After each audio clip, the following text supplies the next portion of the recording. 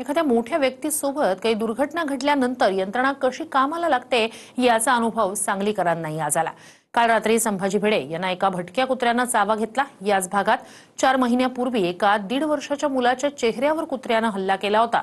मात्र त्यावेळी ढिम्म असलेली यंत्रणा भिडेंना कुत्रा चावल्यानंतर खळबळून जागी झाल्याचं दिसलं। पाहूया। वादग्रस्त विधानांनी चर्चेत राहणाऱ्या संभाजी भिडेंना कुत्रा चावल्याची घटना घडली।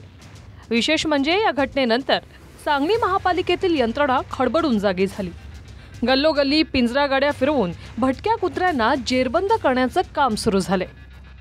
काल रात्री 10:30 दरम्यान भिडेंना कुत्रा चावला। त्याची बातमी सकाळी आल्यानंतर महापालिकेने तातडीने गाड्या रवाना करत भटके कुत्रे पकडण्याची मोहीम हाती घेतली। माहितीनुसार दुपारपर्यंत महापालिका पथकाने 8 कुत्रे पकडले होते। मात्र भिडेंना चावलेला कुत्रा हाती लागलेला नव्हता। सकाळपासून आज महापालिका यंत्रणा अलर्ट मोडवर आले आहे, जागे झालेले आहे।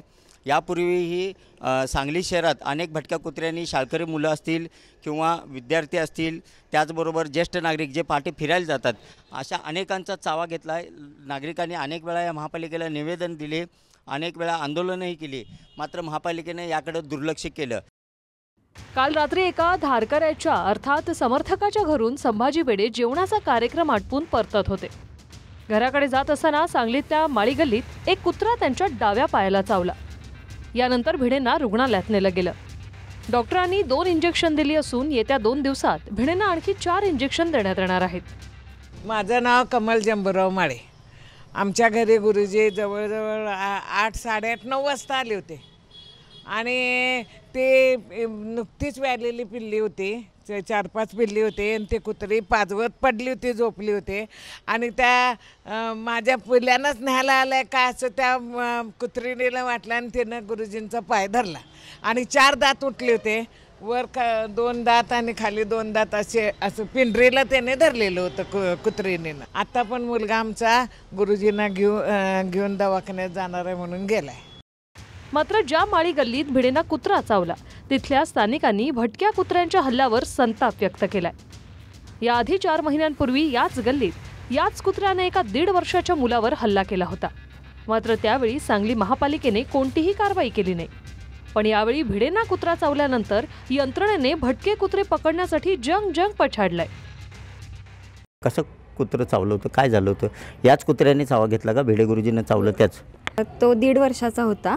मी 2 मिनिटं आत गेले होते, त्या दरम्यान त्याला चावलेलं कुत्रा। कुठे चावलं होतं? दारातच आमच्या। म्हणजे डोक्याला? हां, बरोबर इथं एवढा असा एवढा भाग चावला होता।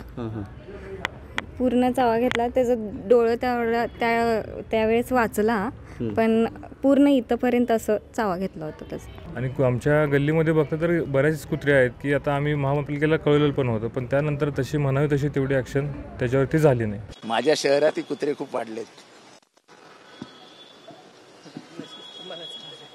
आता कोणाला चावल्यानंतर ते साफ करतील काय माहित नाही मला।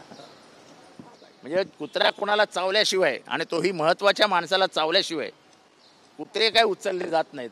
आता महत्त्वाच्या माणसाला ते चावावेत असे आपण देवाकडे प्रार्थना करूया, म्हणजे सर्वसामान्यांना न्याय मिळेल। या सरकारमध्ये कुत्राही मोठ्याला चावला तर पकडला जातो। हे सरकारचं म्हणजे कार्य करण्याची पद्धत चांगली आहे। कोरोना काळात रुग्ण, उपचार प्रक्रिया आणि वैद्यकीय खबरदाऱ्यांवर भिडेंनी टीका केली होती।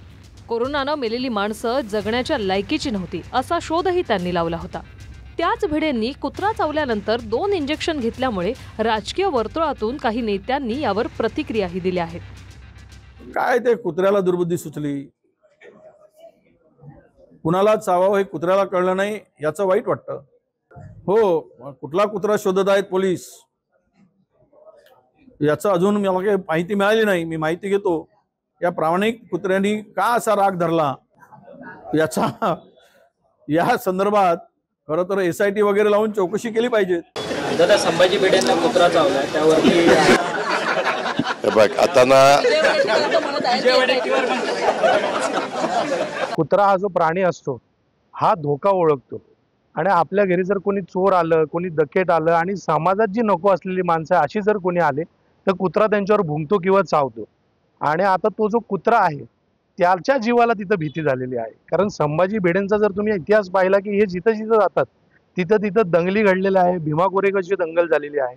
त्यामुळे एक पशुप्रेमी म्हणून आमच्या संघटनेने असं जाहीर केले की तो कुत्रा जर कोणाच्या संपर्कात असेल तर तो आम्हाला द्या. तो कुत्रा आम्ही दत्तक घेऊन त्याची संपूर्ण देखभाल करण्याची जबाबदारी आम्ही घेणार आहोत.